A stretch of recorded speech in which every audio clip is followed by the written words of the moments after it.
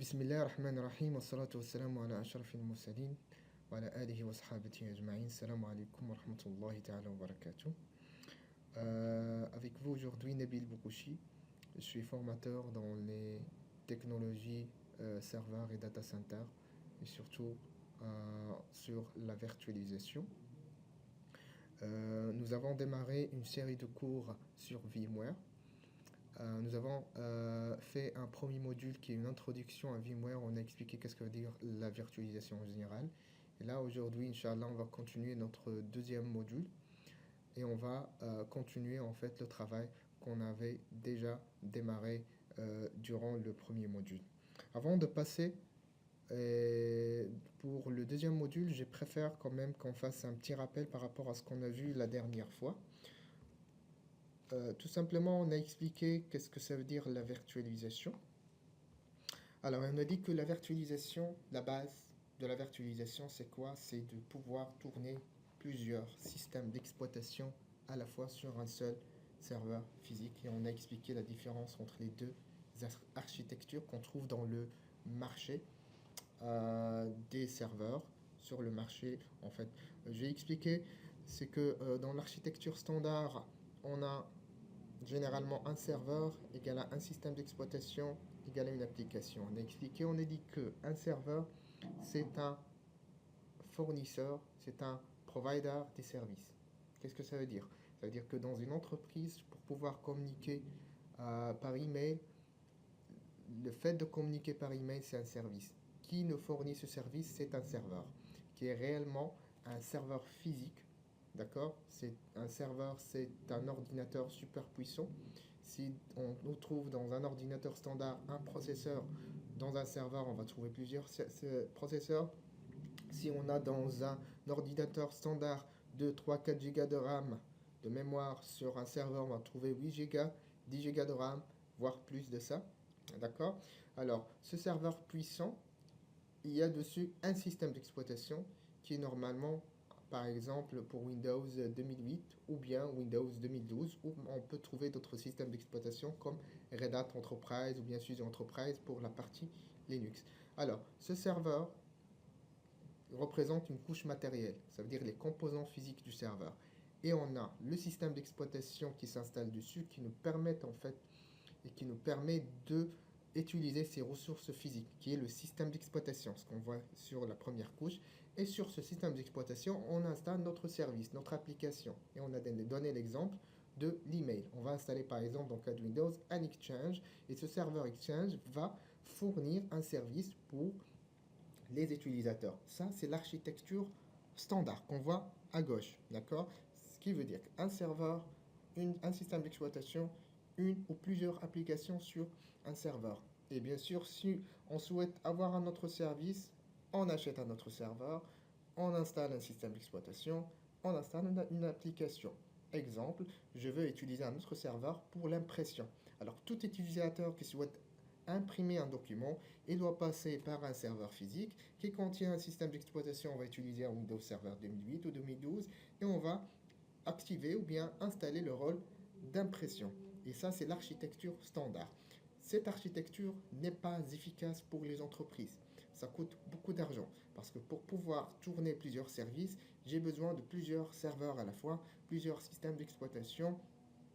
Et en fait, ça coûte en termes d'espace et en termes d'argent, en termes de maintenance. Un serveur, pour le maintenir, nécessite un technicien qui doit le maintenir. Dans un serveur, parce qu'il est beaucoup plus important, on ne va pas trouver un bloc d'alimentation, mais plutôt on va trouver plusieurs blocs d'alimentation pour le maintenir et qu'il soit allumé tout le temps. Ça va consommer plus, ça va générer plus de ressources, ou plus comment on appelle ça en anglais, de cost, plus d'argent. Hein.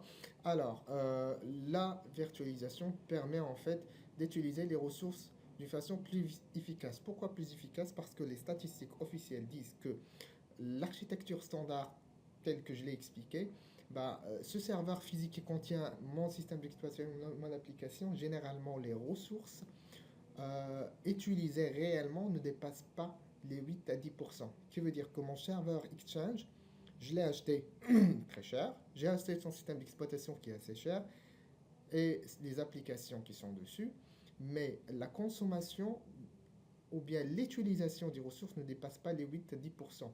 Qui veut dire que, par exemple, si j'ai 100 gigas de RAM sur ce serveur, réellement, le serveur n'exploite que 10 gigas de RAM. Qui veut dire que 90 gigas de ma mémoire n'est pas utilisée.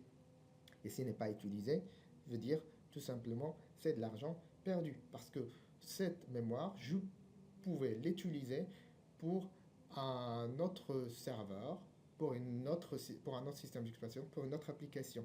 Chose qui permet effectivement de résoudre ce problème, c'est l'architecture à droite, qui est l'architecture virtuelle où on a un serveur, on installe dessus un hyperviseur. On ne parle pas de système d'exploitation, mais plutôt d'un hyperviseur. On a pris l'exemple de VMware. Et l'hyperviseur, il me permet en fait d'installer plusieurs systèmes d'exploitation. Hein. Dans ce cas-là, à la place d'avoir un Windows 2012, je vais avoir 2 ou 3 ou 4 Windows Server 2012 qui tournent à la fois ensemble sur un serveur physique qui communique entre elles. Et là, en passant pour cette architecture, je peut utiliser plus que les 8% que la première architecture m'a permis, et plutôt je peux aller jusqu'à 80, 70%, voire 90% de mes ressources qui sont utilisées, et ça me permet tout simplement en fait d'éliminer des charges et d'utiliser mes ressources physiques d'une façon plus efficace. La base de la virtualisation, c'est tout simplement on a des ressources physiques qui sont mal exploitées, qu'on va les réexploiter en fait d'une façon plus efficiente, plus efficace, d'accord? En fait, c'est ça en fait la virtualisation, et c'est pour ça qu'on a besoin d'utiliser plusieurs machines virtuelles, plusieurs systèmes d'exploitation sur un seul serveur physique. Dans tous les cas, tout ça, on l'a expliqué durant le premier module. Si vous avez des questions, vous n'allez pas comprendre, ben, vous pouvez revenir en fait à notre première vidéo pour en fait comprendre un petit peu comment cela fonctionne. Alors, on a dit que la virtualisation, pour l'avoir, on a besoin d'un hyperviseur. Et on a expliqué qu'il y a deux types d'hyperviseurs. Il y a hyperviseur type 2, c'est la solution la plus utilisée pour tout simplement pour un lab, pour on va dire petites entreprises, mais même pour les petites entreprises, ils n'utilisent pas ces applications, mais plus c'est une solution de lab, une solution de test qu'autre chose. Alors c'est quoi? C'est tout simplement j'ai mon ordinateur ou bien mon serveur qui représente la couche physique ici. Alors, sur cet ordinateur, je vais installer un système d'exploitation comme un Windows 7 ou un Windows 8. Et sur ce système d'exploitation, je vais installer une application de virtualisation. Et là, il y en a plusieurs sur le marché. Vous pouvez, pour la solution VMware, on a VMware Workstation. Hein, c'est une application qu'on peut télécharger et installer sur un ordinateur. Et ça me permet de créer des machines virtuelles. Et ça devient un hyperviseur type 2. Il y a une autre solution, VirtualBox, une solution open source gratuite pour Oracle. C'est une solution d'Oracle que vous pouvez utiliser. Et bien sûr, il y a l'ancienne version de Windows qu'on appelle Microsoft Virtual PC ou bien Microsoft Virtual Server. Ils étaient en fait des solutions pour avoir un hyperviseur type 2 sur un ordinateur. C'est tout simplement pour faire très simple. J'ai un ordinateur, j'installe une application de virtualisation. Cette architecture, elle n'est pas professionnelle. Elle n'est pas dédiée pour faire tourner une entreprise en fait, qui a plusieurs services, qui a plusieurs utilisateurs. Pourquoi? Parce que cette architecture-là ne dépasse pas généralement une dizaine de machines virtuelles. En plus de ça, en fait, le plus important, hein, lorsqu'on parle de ressources, il y a deux choses très importantes dans la virtualisation. Il y a la couche matérielle. D'accord? La couche matérielle, c'est les ressources physiques que je dois utiliser d'une façon très efficace. Et qui va utiliser ces ressources physiques? Ce sont les machines virtuelles. Ce qu'on voit ici au top, ce sont les machines, les VM. Alors, le but de la virtualisation, c'est donner à ces VM le maximum des ressources. Qui veut dire que si j'ai ici les 100 Go de mémoire, je veux que les VM utilisent les 100 Go de RAM. Mais dans cette architecture, ce n'est pas possible. Pourquoi? Alors, hyperviseur type 2, on a déjà le système d'exploitation. Si je prends l'ordinateur, j'installe un Windows 7 ou un Windows 8, il va consommer 2-3 Go de mémoire. Si on ajoute l'application de la virtualisation, qui est par exemple VMware Workstation, qui est une solution payante par contre, alors VMware Workstation, il va prendre aussi 1 Go de mémoire, qui veut dire que avant que les ressources soient disponibles pour les machines virtuelles, j'ai déjà perdu, si on prend un ordinateur de 8 Go, on a perdu 4 Go de RAM. C'est-à-dire 50% des ressources de mémoire sont déjà perdues entre le système d'exploitation et l'hyperviseur type 2. Ça me laisse 4 Go pour les 3 machines virtuelles qui n'est pas énorme. C'est pour ça que cette solution-là n'est pas vraiment une solution professionnelle pour les vraies entreprises. Ce que vous allez trouver, si jamais vous voulez vous consacrer pour la virtualisation ou devenir administrateur de la virtualisation, c'est l'hyperviseur type 1. Alors l'hyperviseur type 1, c'est quoi? C'est que j'ai toujours la couche matérielle qui est mon serveur physique, qui est tout simplement un ensemble de ressources physiques. Mémoire, CPU, disque dur, ce que vous voulez, des cartes réseau et autres. D'accord? Alors, directement sur mon serveur, je vais installer un hyperviseur, qui veut dire qu'on ne parle pas du système d'exploitation. Et là, j'ai gagné en termes de ressources. En plus, l'hyperviseur en lui-même, c'est une couche très légère. Ça veut dire que c'est un mini système d'exploitation qu'on peut installer sur une carte SD. On n'a même pas besoin d'avoir un disque dur pour installer un hyperviseur type 1. C'est une couche très légère. C'est un fichier en fait où c'est un système d'exploitation de 300-400 mégas. Or que par exemple pour installer Windows 2012, vous avez besoin d'un média de 3-4 gigas. D'accord? Alors là, c'est vraiment une couche très légère, c'est un soft très léger. L'interface de l'hyperviseur type 2 est équivalente à une interface BIOS. On peut faire quelques configurations, quelques modifications. Pourquoi tout ça? Pour laisser le maximum de ressources physiques, mémoire CPU, disque dur, réseau, pour les machines virtuelles. Et là, je suis sûr que, par exemple, si j'ai 100 Go de RAM sur mon serveur physique, là, les machines virtuelles ils vont bénéficier du 99,99% des ressources mémoire. Alors là, cette solution, elle est beaucoup plus performante. D'accord? En plus de ça, si on parle ici de quelques machines virtuelles, là, sur l'architecture hyperviseur type 1, on trouve des centaines, voire des milliers de machines virtuelles. Une host, ça veut dire un serveur physique de virtualisation, supporte jusqu'à 1000 machines virtuelles. Les solutions, et tout ça on l'a expliqué dans le premier module, vous pouvez, comme je dis, y revenir pour revoir en fait la vidéo. Alors, des exemples, on a la solution top qui vient sur le marché, c'est VMware ESXi. On est à la version 6. Il y a Windows Server Hyper-V, c'est le premier concurrent de VMware ESXi. Et en troisième, on trouve le Xen Server qui est une solution aussi très utilisée sur le marché. Les trois solutions sont des solutions payantes. Par contre, on trouve une version gratuite, mais elle est limitée en termes de ressources, en termes de machines virtuelles qu'on peut installer, en termes de services qu'on peut avoir. Alors, ça, ce sont les deux types d'hyperviseurs. Et voilà, comme je dis, vous pouvez revenir à notre vidéo. Maintenant, l'installation de ici, on l'a déjà fait aussi durant la première vidéo. On a expliqué en fait que pour installer ESXi, autant que sur un serveur physique, on a besoin d'un CPU 64 bits. Hein, si on parle de ESXi 6, la dernière version. D'accord? Il faut avoir un minimum de 2 corps. Il faut que le CPU soit fabriqué au minimum septembre 2006. D'accord? Il faut qu'il y ait un minimum de 4 Go de mémoire. Mais si on souhaite utiliser une machine virtuelle, on parle de 8 Go et plus. D'accord? Il faut avoir un adaptateur réseau 1 Go et plus. On a expliqué pourquoi l'importance pour le réseau, c'est tout simplement parce que sur l'hyperviseur type 1, là, on ne peut pas faire grand chose si on n'a pas une connexion réseau. Parce que avoir un serveur installé ESXi, vous allez avoir un serveur avec tout simplement une interface de BIOS. Ça ne permet pas de créer des machines virtuelles. Tout le travail de management derrière, il se fait depuis le réseau. C'est pour ça qu'on a besoin d'un adaptateur réseau. On a besoin d'un stockage compatible, qui est l'équivalent d'une carte SD pour installer l'hyperviseur, ou bien des disques durs, ou bien un SAN, ou toute autre solution de stockage, qui n'est pas le sujet de notre formation aujourd'hui. Alors, ça c'est pour installer ESXi. On l'a installé, on a fait le lab. Vous pouvez revenir à notre vidéo pour voir comment on a installé ESXi.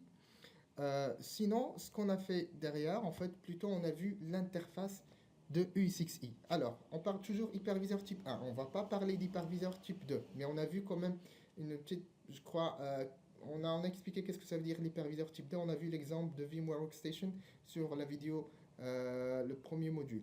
Par contre, là, on parle que de l'hyperviseur type 1. Et toute la formation, toutes les prochaines formations, ils seront plutôt consacrés à la solution 1 ou bien l'hyperviseur type 1 parce que c'est une solution professionnelle. Et cette formation, elle est dédiée pour plutôt former des personnes pour intégrer le domaine de la virtualisation et devenir des administrateurs en la virtualisation et c'est ça ce que vous allez trouver sur le marché. Pas VMware Workstation si jamais vous passez à une autre prise pour faire la virtualisation. VMware Workstation, c'est une solution de là. Alors, lorsque vous allez installer ESXi, c'est tout simplement l'interface que vous allez retrouver après l'installation. On a vu, j'ai expliqué, j'ai dit que c'est une solution très soft, ça veut dire que ça ne consomme pas en termes de ressources, et c'est la raison pour laquelle on n'a même pas d'interface graphique. Vous avez une interface avec deux couleurs, hein, jaune et gris, qui vous permet tout simplement de faire quelques paramètres pour faire en fait des modifications. Cette interface, on l'appelle the Direct Console User Interface, DCUI.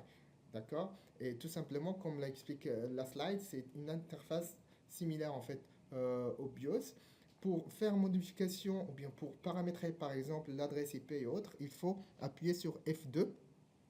Une fois on tape sur F2, il va vous demander le mot de passe. Alors, le mot de passe, ça aussi on l'a vu durant l'installation, c'est au moment d'installation, il va vous donner un utilisateur par défaut, comme sur Linux. Hein. Il va vous donner l'utilisateur root. Par contre, il faut lui donner une adresse IP, pardon, un mot de passe. Alors, c'est ce mot de passe-là qu'il faut mettre en fait lorsque vous appuyez sur F2. Une fois que vous donnez le mot de passe, ben, normalement, vous avez accès à cette interface-là qui vous permet en fait de faire quelques modifications. Parmi les premières modifications, c'est configurer le password, le mot de passe. D'accord? On peut changer par exemple le mot de passe si on souhaite l'utiliser. Sinon, on peut faire d'autres configurations comme la configuration du network par exemple. D'accord? Alors, bien ici, voilà, cette slide explique la configuration network. On peut donner par exemple hostname, c'est le nom de la machine si jamais on a un DNS lié en fait à notre ESXi. Hein. Je suppose que tout le monde comprend qu'est-ce que ça veut dire un DNS. Un DNS, tout simplement, c'est un serveur dédié pour l'entreprise qui fait en fait la traduction adresse IP et nom de machine. Ça veut dire, je peux prendre l'exemple ici ESXi01 et je vais lui dire que voilà, si je tape ESXi01, ça veut dire c'est l'adresse IP 192.20.10.51 comme exemple, d'accord? Tout simplement, c'est un service qui me permet en fait de relier chaque adresse IP à un nom. Bien sûr, on peut configurer IPv6, comme vous le voyez sur la slide. Bah, tout simplement, on peut configurer hostname, IP configuration ou bien DNS server. Hein, on peut faire aussi d'autres tests. On peut tester par exemple la connexion network parce que ça permet aussi de lancer des pings sur la gateway pour savoir est-ce que effectivement la connexion réseau elle est bien détectée. On peut configurer aussi la langue, keyboard, tout ce qui est clavier. On peut choisir French, ou bien English pour le clavier. On peut faire aussi activer des services comme le SSH. C'est un service en fait de gestion à distance parce qu'on peut se connecter en mode commande à notre serveur. Tout ça, on va le voir très prochainement. Hein, comment se connecter via le SSH sur le serveur pour lancer des commandes et interroger en fait notre serveur. Mais dans tous les cas, en gros, il n'y a pas grand-chose à faire. Comme vous l'avez vu sur les différentes slides, il n'y a pas un paramètre qui me permet tout simplement, me dit, voilà, pour créer une machine virtuelle, il faut appuyer sur F2 ou F3. Non, ça n'existe pas. Tout le travail de la virtualisation se fait tout simplement à distance via d'autres stations de travail. Alors, pour tout simplement configurer DCUI et voir à quoi il ressemble réellement, ben, je propose quand même qu'on fasse, qu'on vérifie un petit peu en fait comment cela fonctionne. Voilà. Alors, excusez-moi. Alors là, j'ai tout simplement un serveur que je viens d'installer. D'accord? On est ESXi. Voilà, ben, il est déjà configuré. On va faire la configuration tout simplement. Alors, on a dit pour configurer, on fait F2. Alors là, lorsqu'on fait F2, tout simplement, il nous demande le mot de passe. Ben, j'ai déjà en fait donné un mot de passe lors de l'installation que je vais retaper. Et là, j'ai accès à mon interface. Maintenant, pour pouvoir modifier, bien sûr, déjà ce qu'on voit sur la première page, on va revenir sur ça, c'est qu'il nous donne des informations sur la version ESXi installée, ainsi que la taille de la mémoire, ainsi que le CPU qu'on a. Alors, on a dit par exemple, on peut changer password. Hein, j'ai configuré password, je fais entrer, il va me demander bien sûr l'ancien password et le nouveau password. Ce n'est pas le but de cela. Sinon, ce qu'il va nous donner aussi, on peut configurer le network. Configure Management Network, c'est là où on peut bien sûr donner une adresse IP. Alors, Network Adapter. généralement, dans un serveur, on ne trouve pas une seule carte réseau, on trouve plusieurs. Et on ne trouve pas un port réseau, mais on trouve plusieurs ports réseau. Bah, pour ce serveur, on va voir qu'est-ce qu'on a. Network Adapter, il va nous donner les numéros de ports qu'on a sur le serveur physique. Et chaque port, on l'appelle VMNIC.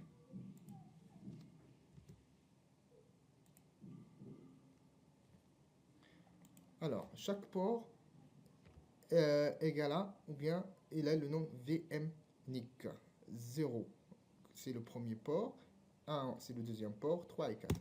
Alors, si on fait entrer, là, on trouve les différents ports. On sait que sur ce serveur, j'ai 5 ou bien 2, 3, 2, 4, 6. 6 ports. D'accord? 6 ports. Et on trouve que le statut, hein, ici, il est connected. Par contre, 4 et 5 n'est pas connected. Qu'est-ce que ça veut dire? Ça veut dire que j'ai 6 ports physiques, 6 ports de carte réseau. D'accord? Sur les 4 ports, j'ai 4 câbles réseau. Ils sont connectés à ces cartes ou bien à ces ports réseau. D'accord? Par contre, sur les ports 4 et 5, il n'y a pas de câble connecté. Déjà, avec ça, je peux avoir beaucoup d'informations. D'accord? Et là, je sélectionne quelle est la carte que je veux utiliser pour communiquer, pour manager mon serveur. D'accord? Par exemple, je peux choisir la carte 2. Et là, je fais espace. Je tape sur espace et il va me sélectionner. Comme je peux sélectionner plusieurs. Maintenant, nous, on va sélectionner qu'une seule carte réseau qui est la VMNIC 0. Ça veut dire le premier port de mon serveur. D'accord? Et là, on fait échappe, on ne va pas modifier grand-chose. On peut configurer les VLAN si on veut faire une configuration VLAN network. Sinon, on peut utiliser IPv4 configuration qui va me permettre tout simplement de donner une adresse IP. Hein? Par défaut, bien sûr, il y a soit DHCP, hein, Dynamic IP Address, ou bien on peut utiliser statique où on donne nous-mêmes l'adresse IP. Dynamic, si on a un DHCP, on peut le configurer. Sinon, bah, tout simplement, on a le statique et on va utiliser static IP. En fait, j'avais déjà donné une adresse IP, mais on peut changer. Hein. Par exemple, je peux utiliser l'adresse. On va donner l'adresse. Qu'est-ce qu'on peut donner? Excusez-moi. Alors, on va donner 12. Voilà, 10.1.0.12. Là, c'est le masque sur réseau. Ici, on a un routeur, un default gateway. On peut l'utiliser aussi. Bah, on fait entrer. Alors là, notre serveur, l'adresse de notre serveur va être 10.1.0.12. 255.0.0.0, c'est le masque sur réseau. Je fais entrer pour valider. Et là, on a validé. Si je dois configurer l'IPv6, bah, je peux le configurer. Pour nous, elle est déjà désactivée parce qu'on n'utilise pas de IPv6. Sinon, on peut configurer le DNS. J'ai déjà un DNS configuré qui est le 10.1.0.3. Vous pouvez configurer ça si jamais vous avez configuré un DNS. On a dit un DNS, c'est un serveur qui permet en fait de faire la conversion, de convertir une adresse IP à un nom. D'accord? Bon, dans tous les cas, si vous ne l'avez pas fait, il n'y a pas de souci. Sinon, on peut carrément ne pas l'utiliser. On peut carrément supprimer. Hein, tout simplement. Et on fait entrer pour eux. Alors là, on peut donner un nom à cette host. Je l'ai appelé host 2. Alors, c'est quoi une host? On parle beaucoup de host lorsqu'on parle de la virtualisation. Lorsqu'on vous entendez le terme host, c'est un serveur qui héberge un hyperviseur. D'accord? Si on a un serveur avec Windows 2012, standard, c'est pas une host. Par contre, si on installe Hyper-V, qui est une solution de virtualisation, ça devient une host. Pareil, un serveur qui a USXi installé, c'est un serveur utilisé pour la virtualisation. Et là, on appelle tout simplement host. Bon, ça c'est quelques paramètres, quelques configurations qu'on peut faire dépendamment de votre entreprise, ce que vous avez. Moi, j'avais créé tout simplement un DNS, hein, qui est le lab.training. Tout ça, en fait, vous n'êtes pas censé le configurer. Hein. Si, voilà, on peut carrément supprimer si vous n'avez pas de DNS. Ça, c'est au cas où vous avez un DNS configuré. Alors, par défaut, ce que vous allez trouver, c'est tout simplement IPv4. Ce qu'il vous faut le plus important pour configurer et accéder à votre host, c'est ça. C'est l'adresse IP, masque sur réseau. Par la suite, si vous avez un DNS, tant mieux, vous le configurez. Si vous ne l'avez pas, vous faites rien. Alors, DNS, on n'a pas de DNS. Et là aussi, on a supprimé notre custom DNS suffix. Ça marche? Alors, une fois on met l'adresse IP, on peut tout de même tester. Alors, il faut configurer. Pardon, il faut confirmer. On fait échappe. Il va vous demander est-ce que vous êtes sûr que vous voulez vraiment sauvegarder la configuration. Y pour yes. Et là, c'est bon. J'ai ma host, que je l'ai appelé host 2, avec l'adresse IP 10.1.0.12 et j'ai pas de configuré ni de DNS ni de quoi que ce soit. Alors, parmi les options qu'on a ici, on a dit que ça permet en fait de configurer des services comme le SSH. SSH, c'est un service qui me permet de me connecter à distance à mon serveur. Ou bien Enable ESXi Shell aussi, c'est le shell local de mon serveur. Bon, tout ça, on va le voir prochainement. C'est pas le but de ce module. En fait, le but, c'est de juste vous donner une idée globale à quoi ressemble le DC UI. Qu'est-ce que je peux faire? Bah, pour une première connexion, le plus important pour vous, c'est ça en fait, c'est le Network Management.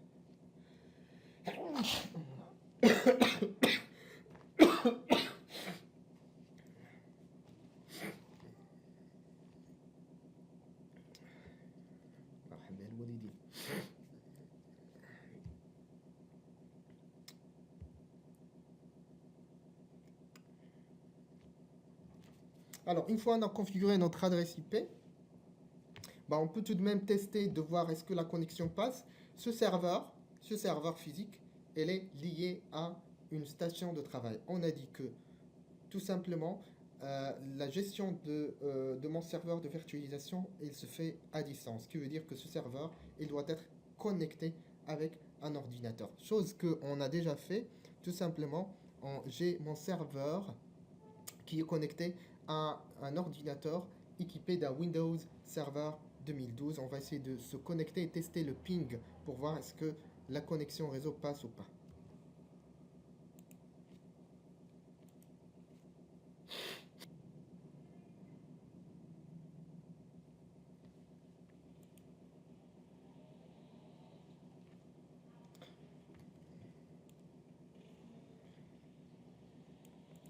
Alors, je suis connecté à mon serveur. Je vais tester le ping. Alors, l'adresse IP que j'ai donnée à ce serveur, c'est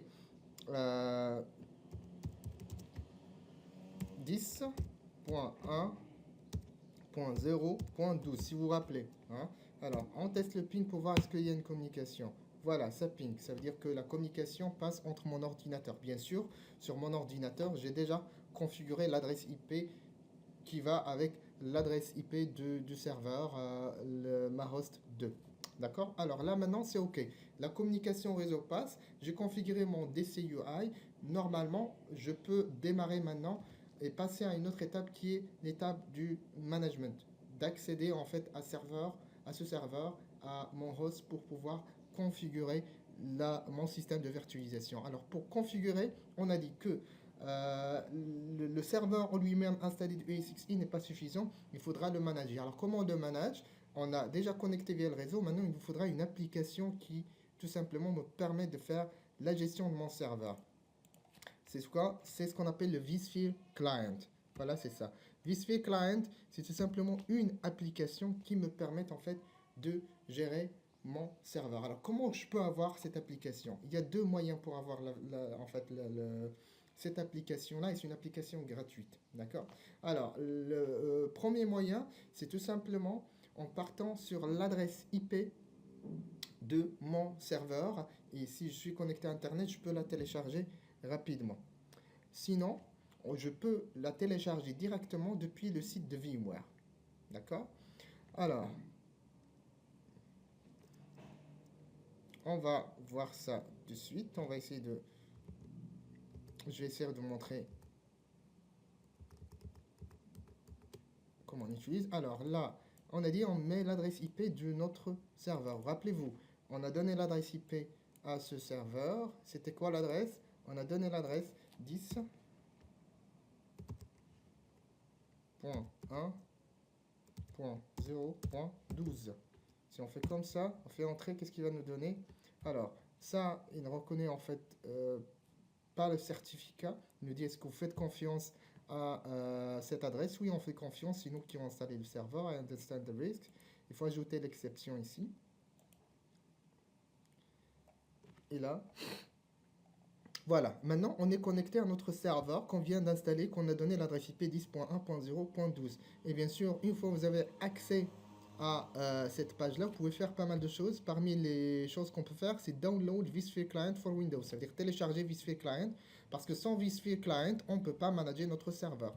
Comme plein d'autres en fait, possibilités, download VMware vCenter, documentation et autres, tout ça, on va le voir très prochainement, d'accord? Mais dans tous les cas, c'est une page de bienvenue, c'est une page qui vous donne en fait les premiers pas à faire, les premières choses dont on a besoin. La documentation vSphere Client, ce sont les choses principales dont un administrateur doit avoir pour pouvoir manager son serveur. Mais il faudra avoir une connexion Internet, chose que j'ai pas sur ce serveur. Si je fais download, bah, automatiquement, il doit normalement me diriger vers le site web de VMware pour pouvoir télécharger en fait l'application.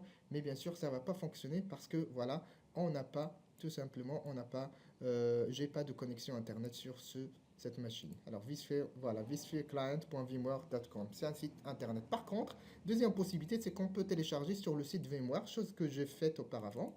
Et là, j'ai téléchargé le vSphere Client, VMware vSphere Client, c'est ça, c'est une application de à peu près 350 mégas. Et là, on va l'installer. Et ça, on l'a déjà fait aussi durant le premier module. Hein. On a installé vSphere Client, mais on n'a pas trop détaillé. Maintenant, on va essayer d'installer vSphere Client, essayer de voir de quoi il s'agit réellement. Alors, elle est en train de extraire les fichiers pour pouvoir l'installer. On va revenir sur notre slide. On a dit il y a deux moyens, soit on accède sur l'adresse IP du host qu'on vient d'installer depuis une station de travail. Il faut qu'il soit équipé d'Internet. Sinon, on peut télécharger le vSphere Client depuis le site VMware directement. Alors, ça, c'est pour se connecter en fait sur vSphere Client. Alors, pour se connecter sur vSphere Client, parce que là, c'est une interface qui me permet de me connecter à mon serveur. D'accord? Je dois mettre l'adresse IP de mon serveur, plus le nom d'utilisateur que j'ai utilisé durant l'installation et le mot de passe. Hein? Alors ça, on met ici une adresse, plutôt un nom, parce que là on demande IP address ou bien name, c'est au cas où on a un DNS. On va voir tout ça pour notre exemple.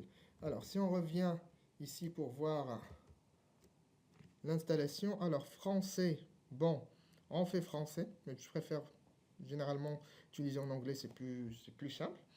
Mais on va quand même installer en français. Voilà, ça c'est l'installation. C'est très simple, c'est pas très compliqué. Hein. Suivant, il faut accepter la licence. Il n'y a pas grand chose à faire. Voilà, ça c'est le dossier d'installation. Install. Et là, ça va prendre en fait quelques secondes. Il est en train de copier le fichier. Ça prend pas beaucoup de temps. Et c'est pas très compliqué. On voit déjà l'icône qui s'ajoute ici. Voilà, on a terminé. Maintenant, pour se connecter à notre serveur, qu'est-ce qu'il faut faire? Bah, on va double-cliquer sur notre vSphere Client. Là, j'avais un DNS auparavant. On a donné une adresse IP. Vous rappelez-vous de l'adresse? C'est 10.1.0.12. Hein? On a dit qu'au moment d'installation, un utilisateur par défaut, c'est root. Je peux ajouter d'autres utilisateurs si je veux par la suite. Et le mot de passe que j'ai donné au moment de l'installation. Et là, je fais entrer pour me connecter à mon serveur qui est prêt pour qu'il soit utilisé pour la virtualisation. Alors, connection, il est en train de se connecter.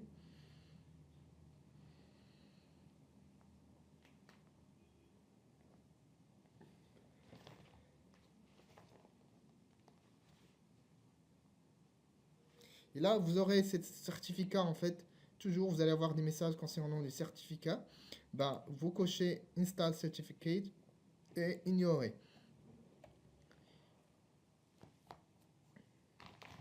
Là, vous allez voir que l'interface, bien sûr, elle est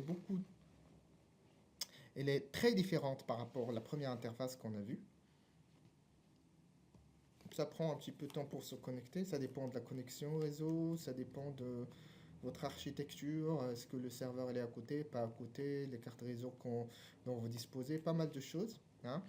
Mais généralement ça se connecte sans problème. Alors ça c'est le premier outil de gestion en fait de notre serveur. Alors c'est quoi ce message? Bah, tout simplement, qu'est-ce qu'il nous dit? Ça c'est une période d'évaluation, ça veut dire lorsqu'on installe ESXi, il nous donne par défaut une période d'essai de 60 jours. D'accord? Et après 60 jours, il faut payer la licence. L'avantage par rapport à cette solution, c'est que durant les 60 jours, on a toutes les fonctionnalités ESXi, même pour les solutions enterprise. D'accord? Quelle que soit en fait la méthode de souscription qu'on souhaite utiliser pour ESXi, dans tous les cas, durant les 60 jours, on a toutes les fonctionnalités, on peut tester toutes les fonctionnalités et c'est très bien pour le test et pour l'apprentissage parce que vous aurez toutes les fonctionnalités que vous pouvez tester durant ces 60 jours. Alors là, il nous reste 39 jours pour cette host. Ça veut dire qu'on a installé ce serveur-là il y a 19 jours. Je fais OK. Et là, on voit l'adresse IP de mon serveur. En fait, ça, c'est l'interface vSphere Client. C'est comme ça que je peux utiliser mon vSphere Client pour installer mon serveur. Et bien sûr, si on vérifie, on a pas mal d'onglets ici. Getting started, c'est create a new virtual machine. Automatiquement, il nous demande si on souhaite créer une machine virtuelle. Ou bien il nous donne un summary. C'est un résumé en fait de l'état de mon serveur. Et on trouve ici pas mal d'informations. Combien de corps CPU j'ai, le type de CPU, nombre de sockets, core per socket, pas mal d'informations. Ça, c'est l'espace disque dur, storage, data store, hein. J'ai utilisé un disque de 32 Go, d'accord. On a dit que ESXi, on peut installer carrément sur une carte SD parce qu'il n'est pas gourmand en termes en fait de ressources. Il y a pas mal d'informations, network, hein. J'ai 2 switches virtuels, tout ça on va le voir. Mais dans tous les cas ici, on trouve pas mal d'informations. Je vous ai expliqué qu'on a 6 ports physiques. Ben, automatiquement, ce qu'on voit ici, on a 6 ports physiques. Et il est connecté, le port 0, qui est connecté parce que maintenant, on utilise l'adresse IP 10.1.0.12 et on est connecté depuis le port 0, qu'on appelle VMNIC 0, si vous vous rappelez, hein. Pas mal d'autres configurations qu'on va voir. Et la virtual machine, on n'a pas de machine virtuelle pour le moment, hein. On peut venir aussi sur configuration, on trouve pas mal d'informations. Ça, c'est très important pour les administrateurs. Health status, c'est l'état de santé du serveur parce qu'il nous donne le statut de tous les composants. Par exemple, supposons qu'il y a un problème sur un processeur ou une mémoire, on va voir tout simplement en fait un warning ici, hein, une croix en rouge qui nous dit qu'il y a un problème quelque part. Bon, ça, c'est à voir aussi, hein. C'est la configuration et pardon, plutôt le statut de chaque composant sur le serveur. On peut avoir des informations sur le processeur, hein, comme sur le summary, mais ça, c'est en fait ici, on a beaucoup plus de détails. On peut voir l'état de la mémoire, hein. Par exemple, ce serveur, il est équipé de 8 Go de RAM, d'accord? Ce qui est utilisé, regardez, on n'a pas de machine virtuelle. Alors, lorsqu'on n'a pas de machine virtuelle, qu'est-ce qui tourne maintenant sur le serveur? C'est l'hyperviseur, c'est ESXi seul. Alors, regardez combien il consomme. C'est 38 mégas, hein. C'est plus léger qu'un système d'exploitation comme XP par exemple. D'accord? C'est vraiment, il ne consomme rien. Pourquoi? Bah, tout simplement, les 8 Go de RAM, pratiquement totalité de la mémoire, elle est utilisée pour les machines virtuelles. C'est pour ça que il faut opter pour hyperviseur type 1, pas type 2. On a une idée sur le storage aussi. Alors, storage, lorsque vous avez par exemple un disque dur et vous installez votre ESXi, il va détecter le disque dur. D'accord? Bah, ce disque dur, il va tout simplement le formater dans un système de fichiers VMware qui n'est pas comme celui de Microsoft, NTFS ou autre. Bah, ce système de fichiers, on l'appelle VMFS. D'accord? Et ce disque dur, si il est affiché sur Windows en tant qu'une partition, sur VMware, virtualisation, on ne parle pas de partition, mais on parle d'une data store. Data store 1, c'est l'équivalent de ces deux points, par exemple, hein. Si j'ai un deuxième disque dur, je vais aussi le formater. Il va être affiché en tant qu'un deuxième disque dur, mais on va pas l'appeler D2 points, mais ça va être Data Store 2.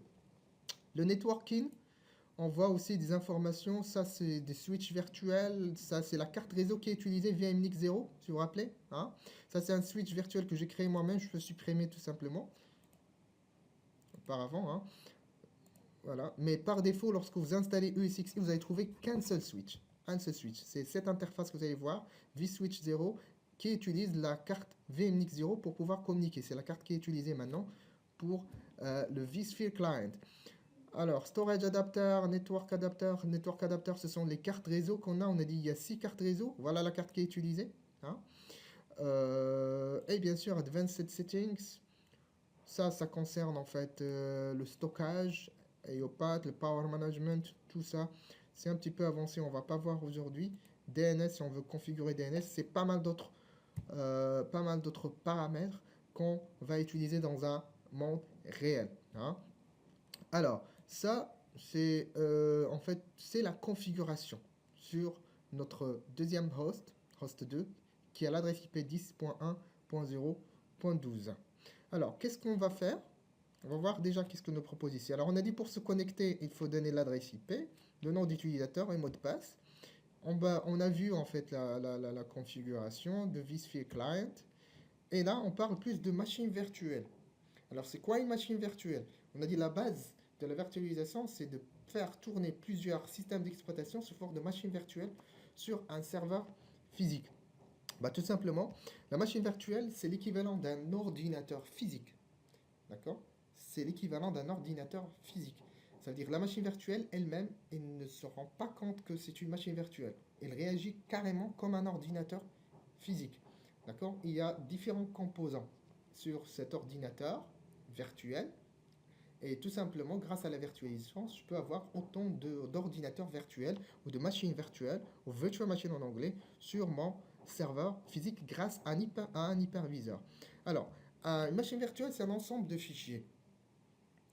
Et c'est ça, en fait, on a déjà discuté de ça durant le premier module. Dans les avantages de la virtualisation, on a dit la machine virtuelle, c'est un ordinateur virtuel, pas physique, qui veut dire un ensemble de fichiers. Lorsque je crée une machine virtuelle, réellement, qu'est-ce que je fais? Je crée des fichiers. Bah, tout simplement, on a dit que parmi les avantages de la virtualisation, c'est que si j'ai ces fichiers-là, je peux les faire démarrer sur n'importe quel autre serveur. Il suffit qu'il y ait ESXi installé. On a donné l'exemple d'un document Word. Je peux par exemple créer mon fichier Word, mon CV par exemple en Word, et sur n'importe quel autre ordinateur, il suffit qu'il soit équipé d'Office, il suffit que Office soit installé sur cet ordinateur, je peux lire mon CV et le modifier. Et ça, c'est l'avantage de la virtualisation. Parce que deux règles très importantes de la virtualisation, c'est de pouvoir tourner plusieurs machines virtuelles et de séparer la couche matérielle avec la couche logicielle. C'est l'exemple réel que je viens de donner. Ça veut dire que si je prends mon CV, si j'ai rédigé mon CV sur un ordinateur HP, je peux le faire ouvrir, modifier sur un autre ordinateur Dell par exemple. Il suffit que sur les deux ordinateurs, j'ai Office, c'est pareil. J'ai des machines virtuelles. Je peux les faire tourner sur n'importe quel autre ordinateur. Il suffit qu'il y ait ESXi installé sur ce serveur. Et là, la machine virtuelle, elle est complètement indépendante de la partie matérielle. Et là, ça, c'est un avantage énorme, une flexibilité énorme pour la virtualisation. Parce que une machine virtuelle, un ordinateur, un utilisateur qui est connecté à cette machine virtuelle, qui était en train de travailler sur un serveur, il peut passer vers un autre serveur à chaud, d'une façon inaperçue, sans que le client se rende compte qu'on a carrément déplacé sa machine virtuelle. Ça, on va le voir par la suite. Le plus important maintenant, c'est que une machine virtuelle, c'est un ensemble de fichiers. Et ces fichiers, en fait, il y en a plusieurs. Hein. On va voir quelques-uns. Parce qu'on est une introduction, on va voir tous les fichiers. Mais les fichiers les plus importants, c'est un VMX file. C'est quoi un VMX file? C'est un fichier de configuration. On va voir, on va revenir sur notre slide. Alors, là, qu'est-ce qu'on va faire? On va créer notre machine virtuelle. Pour créer une machine virtuelle, on va venir ici. Par défaut, Getting Started, il te donne la première des tâches que tu peux faire, c'est créer une machine virtuelle. Ou bien, on peut tout simplement faire un clic droit ici, New Virtual Machine. pour créer notre première machine virtuelle. Et là, il nous donne le choix, bien sûr. Est-ce qu'on souhaite choisir typical ou bien custom? Alors, typical, c'est que je veux dire que je veux installer Windows 7, par exemple, comme système d'exploitation. Il va tout simplement automatiquement me charger tous les périphériques nécessaires et les ressources nécessaires pour installer Windows 7. Par exemple, si on souhaite installer Windows 7, d'habitude on a besoin de 3 Go de mémoire. Automatiquement, il va me créer une machine virtuelle qui a 3 Go de mémoire. Sinon, si je choisis Custom, je peux personnaliser. Je peux par exemple donner à Windows 7, je peux lui donner 4, 5, 8 Go de RAM dépendamment de mes besoins. Alors, Custom, ça nous donne le choix de choisir précisément qu'est-ce qu'on souhaite utiliser sur cette machine virtuelle. D'accord? Là, on doit donner un nom à cette machine virtuelle. Bon, je souhaite installer un Windows 2012. Je vais utiliser Win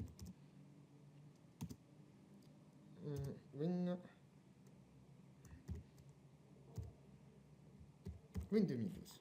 D'accord? Ça, c'est le nom de ma machine virtuelle. Cette information-là, c'est un paramètre. Ce paramètre-là, elle est sauvegardée dans le VMX. VMX file, c'est un fichier de configuration. Toutes les configurations qu'on va voir ici, qu'on est en train de faire, ils vont en fait être sauvegardés dans un fichier de configuration qui est le VMX file.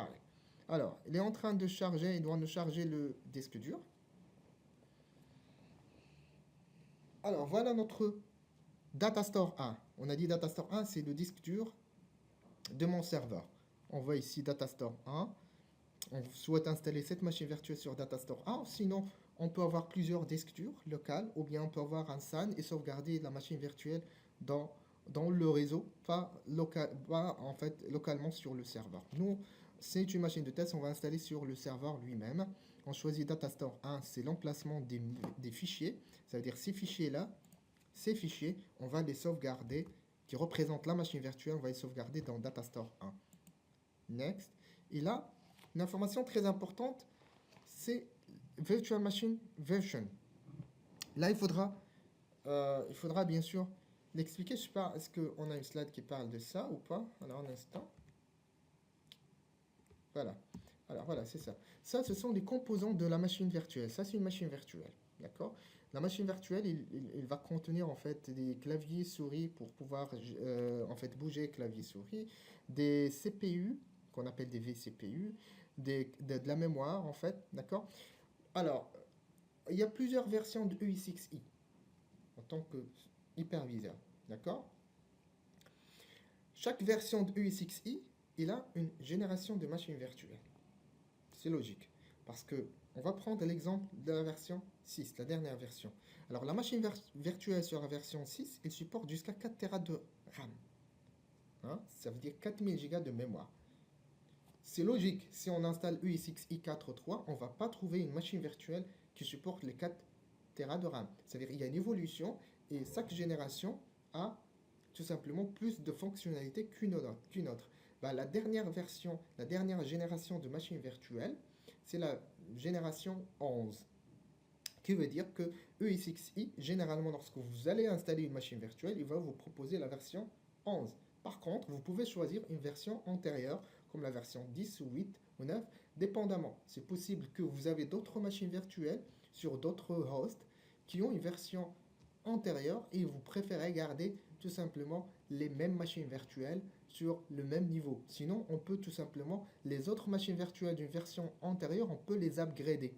On peut passer par exemple de la version 8 vers la version 11, c'est-à-dire des machines virtuelles qui supportaient que 3 ou 2 Tera de RAM, et vont supporter maintenant 4 Tera de RAM, 4 Tera de RAM en faisant un upgrade de la machine virtuelle. D'accord? Alors, tout simplement, bah ici, si vous installez EIX 3, vous avez la version 4.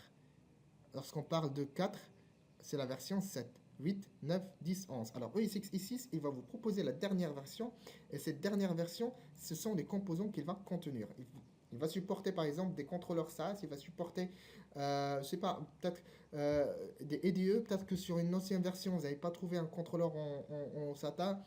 Bon, dépendamment de l'utilisation, dépendamment bien sûr du besoin, on choisit la version. Par défaut, il va vous proposer la dernière version pour les machines virtuelles. Et chaque version a des caractéristiques et différentes par rapport à une autre. D'accord? Bah, c'est en gros, c'est ça. Hein. C'est tout simplement ça. Voilà. Alors, on va choisir la dernière Virtual Machine Version, ça veut dire la dernière version de la machine virtuelle. Qu'est-ce qu'il contient en fait cette version? Il supporte jusqu'à 4 Tera de RAM, il supporte jusqu'à 128 vCPU, c'est-à-dire un corps CPU logique. Il supporte clavier souris. Il peut avoir jusqu'à 4 contrôleurs SCSI. Hein. Je ne sais pas, est-ce que vous savez qu'est-ce que c'est un contrôleur? Mais tout simplement, lorsqu'on a un disque dur, elle est connectée à un contrôleur. D'accord? Et ces contrôleurs, dépendamment de la technologie, ça peut être soit du SAS, soit du SATA. Hein. Généralement, sur les machines client, on trouve plus de SATA. Soit du SCSI. SCSI, c'est une ancienne version hein, qui n'est pas trop utilisée, mais on les trouve toujours sur les machines virtuelles. D'accord? Alors, chaque contrôleur SCSI supporte jusqu'à 15 devices, ça veut dire 15 disques durs. Qui veut dire que cette machine virtuelle, si je choisis d'utiliser 4 contrôleurs SCSI, bah, ça va supporter 15 x 4, qui veut dire 60 disques durs. Hein, cette machine virtuelle, elle peut aller jusqu'à 60 disques durs si je choisis d'utiliser les contrôleurs SCSI. D'accord? Je peux avoir en fait, floppy drive, qui est une disquette. Je peux avoir jusqu'à 20 connecteurs en USB. ASI SATA, c'est le contrôleur SATA. Je peux avoir des contrôleurs IDE. Hein, toutes sortes de composants. Je peux avoir jusqu'à 10 cartes réseau.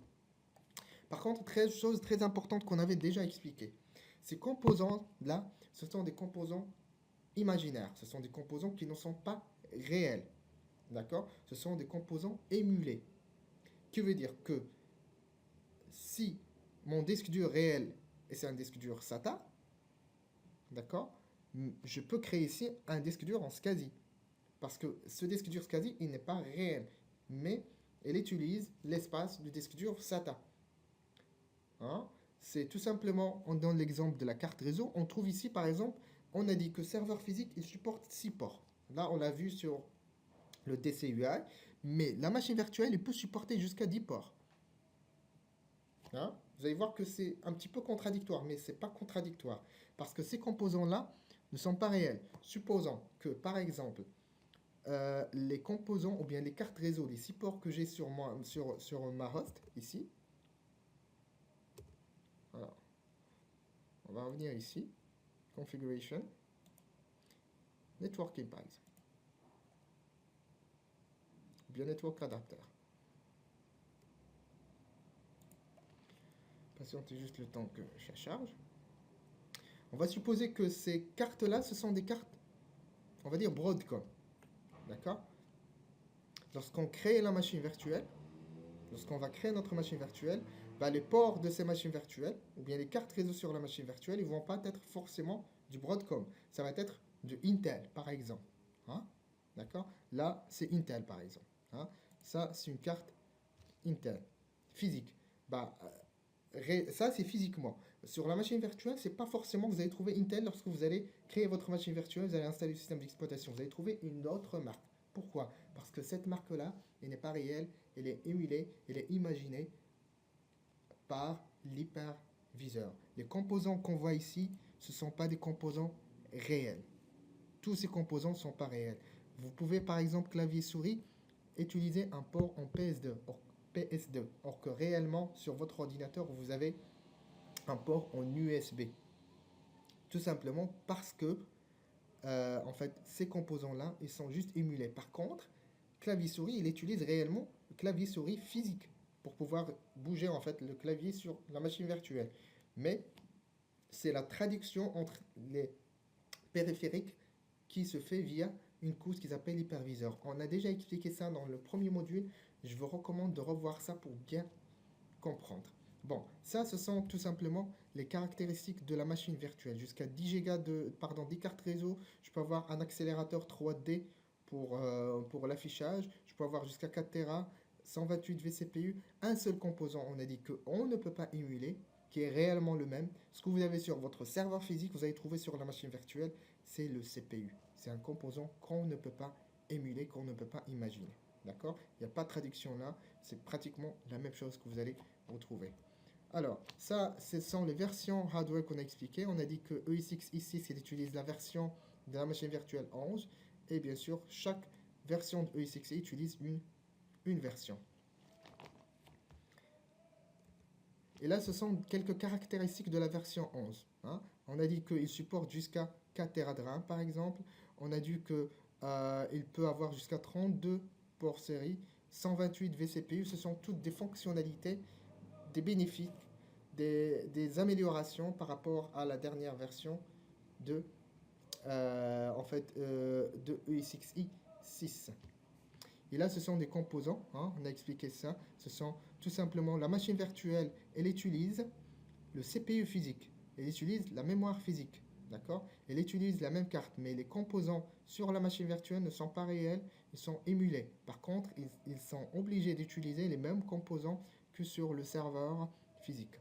Ça on a expliqué, on ne va pas trop détailler, mais je vous propose quand même de revoir notre premier module. Alors, lab time, on va quand même revenir sur notre lab pour installer notre première machine virtuelle. J'espère que c'est clair pour vous. Alors, machine virtuelle, on a dit custom, ça nous donne plus le choix concernant les caractéristiques. On va appeler win de K12. Suivant. Data store, on a dit c'est le disque local de mon serveur. Je vais choisir la dernière version. Et mon système d'exploitation, je vais installer Windows Server 2012, par exemple. Si on a choisi une version antérieure, peut-être que les systèmes d'exploitation qu'on va trouver ne sont pas les mêmes. D'accord? C'est Windows, hein, c'est pas de Linux, c'est pas Hadar. Et là, je choisis combien de CPU je veux utiliser, combien de corps. Je vais utiliser par exemple 2 corps sur 2 sockets. Ça me donne 4 corps. Next. Et là, c'est la taille de mémoire. Hein. Je peux choisir est-ce que 4, je peux par exemple choisir 8, par exemple. Voilà. Je peux choisir par exemple, ou bien descendre à 500 mégas. J'ai le choix d'utiliser ce que je veux.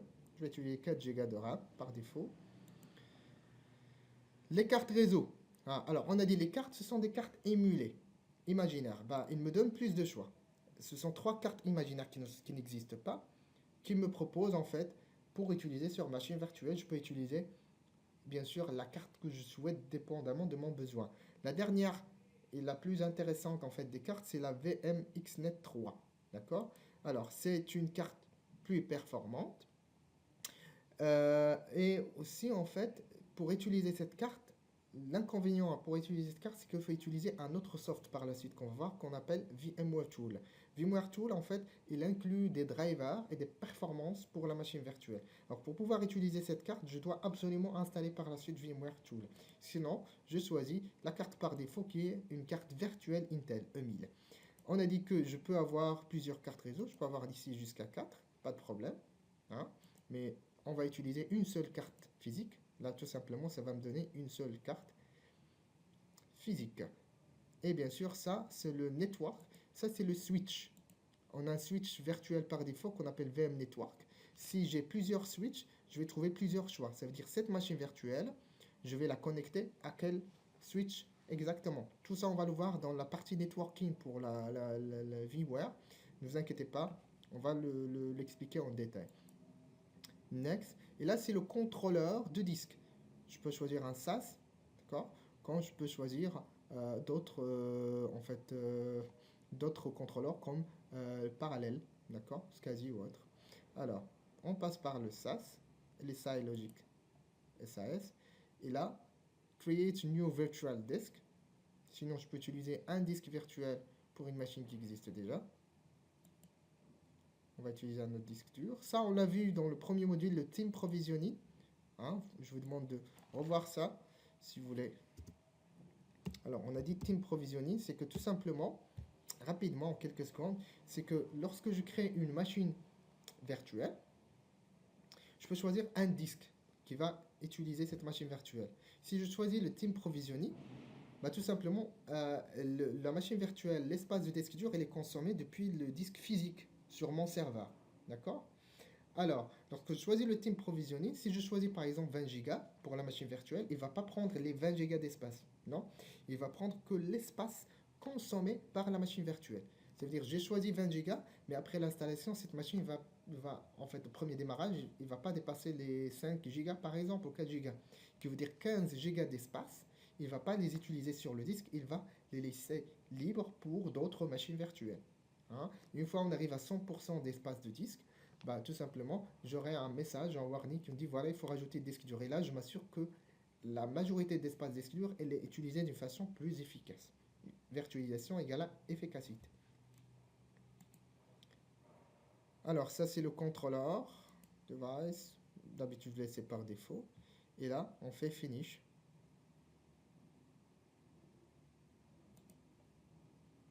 Alors, normalement, on a créé notre première machine virtuelle. Vous pouvez la voir ici. Voilà. Et là, si on vient sur Summary, c'est ça en fait la machine virtuelle. On a donné 4 CPU, on a donné 4 Go de mémoire. On a dit utiliser la dernière version des machines virtuelles, hardware. VMware Tools, on a dit c'est un utilitaire d'idée pour augmenter la performance de la machine virtuelle et il inclut quelques drivers comme le driver de la carte réseau qu'on a vu, d'accord. Le statut de la machine est power off et voilà en fait l'espace de disque dur. Hein, on lui a donné 24 Go par contre, ce qui est consommé, hein, c'est 1 kg et il est sur Datastore 1. Si on avait plusieurs disques durs, on va voir bien sûr en fait le disque dur sur lequel la machine virtuelle est installée. Alors, ça marche. Alors, là, on a dit que la machine virtuelle est un ensemble de fichiers. Et cette machine virtuelle, elle est sauvegardée sur cette Datastore. On clique 3 sur Datastore, on fait Browse Datastore pour voir le contenu de Datastore. Et là, chaque machine virtuelle, lorsque vous la créez, égale à un dossier. On voit que en fait, un dossier vient de s'ajouter qui s'appelle Win2K 2012. Si j'accepte, je vais trouver ces fichiers. D'accord? Alors, ce sont les fichiers de ma machine virtuelle. C'est ce qu'on a vu en fait ici. Alors, qu'est-ce qu'on a? On a dit que... Excusez-moi. Alors... VMX file, c'est un fichier de configuration. Tout ce qu'on a fait, on a choisi que le système d'exploitation Windows Server 2012, on a choisi un disque dur, on a choisi 4 CPU, on a choisi 4 Go de RAM. Toutes ces informations, ils sont sauvegardées sur un fichier VMX qui porte le nom de la machine. Si on n'a pas ce fichier-là, la machine ne peut pas démarrer. D'accord? Parmi les fichiers, il y a le fichier vswap. Alors, c'est quoi le vswap? C'est tout simplement, c'est un espace qu'on prend sur le disque dur et qu'on utilise en tant que mémoire. Ça veut dire, on a créé une machine virtuelle Windows Server 2012, on a nommé Win2K12, d'accord? On a donné 4 Go.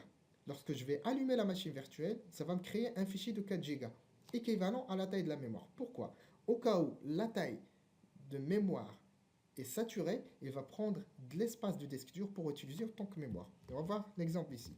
On revient sur notre présentation. Voilà. Alors, on ne voit pas de vswap ici. On est bien d'accord. Hein, parce que la machine, elle est éteinte. Cet espace est ajouté une fois la machine est allumée. Fait power on. Et voir que le nombre de fichiers, il change dépendamment du statut de la machine. Est-ce qu'elle est allumée ou bien est-ce qu'elle est éteinte? Browse Datastore. Si on vient sur notre machine virtuelle, regardez, plusieurs fichiers qui sont ajoutés. Parmi ces fichiers, on a le vswap. C'est quoi le vswap? C'est l'équivalent de la taille de la mémoire. On a donné 4 Go, on a ici 4 Go. Ça veut dire qu'au cas où la taille de la mémoire elle est saturée, bah, on va utiliser en fait cet espace en tant que mémoire additionnelle. Un autre fichier qu'on voit ici, c'est le NVRAM. Alors NVRAM, c'est le contenu de fichier BIOS. D'accord? Et le fichier BIOS de la machine virtuelle, il est différent du BIOS du serveur. La machine virtuelle elle-même, elle a un BIOS. On va le voir. Hein? Pour voir le BIOS de la machine virtuelle, on fait un clic droit. Edit Settings, pour modifier bien sûr les paramètres, Options, et là, qu'est-ce qu'on fait? Boot Options, d'accord? On choisit The next time the virtual machine boots, force entry into the BIOS setup screen. Ça veut dire que le premier démarrage, automatiquement la machine va démarrer sur le BIOS directement. Alors on fait OK et on redémarre notre machine virtuelle. Pardon? Alors, reset. Reset, c'est tout simplement redémarrer. Yes. Bien sûr, pour voir l'affichage et l'écran de la machine virtuelle, on clique sur Open Console. Hein. Alors, Open Console, normalement, on sera capable de voir et d'accéder à la machine virtuelle, voir ce qu'il y a dedans. Bien sûr, sur cette machine, il n'y a pas d'OS, il n'y a rien. Et il n'y a que le BIOS qu'on va essayer d'accéder maintenant.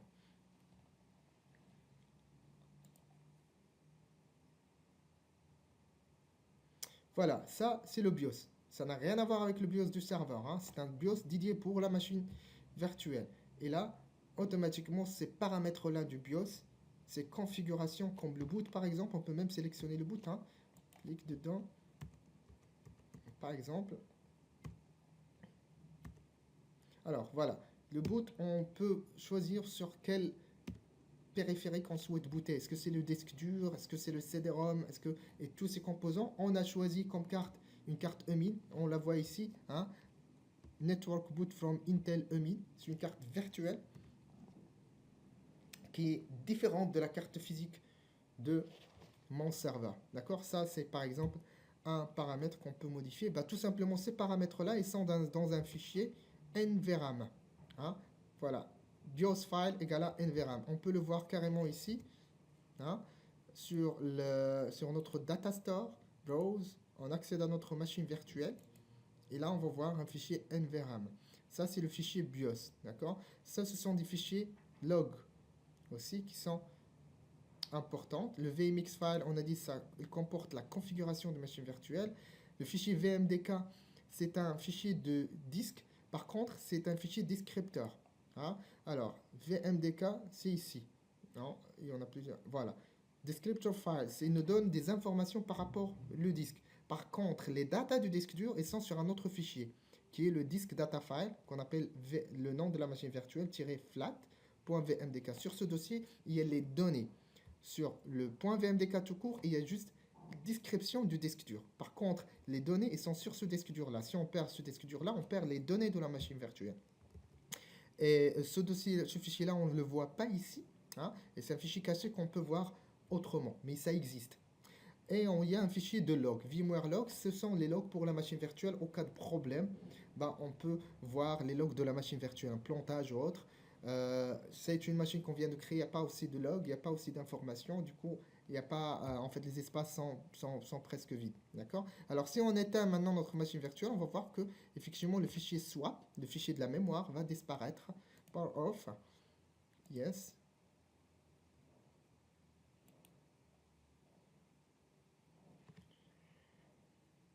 Alors, si on fait browse,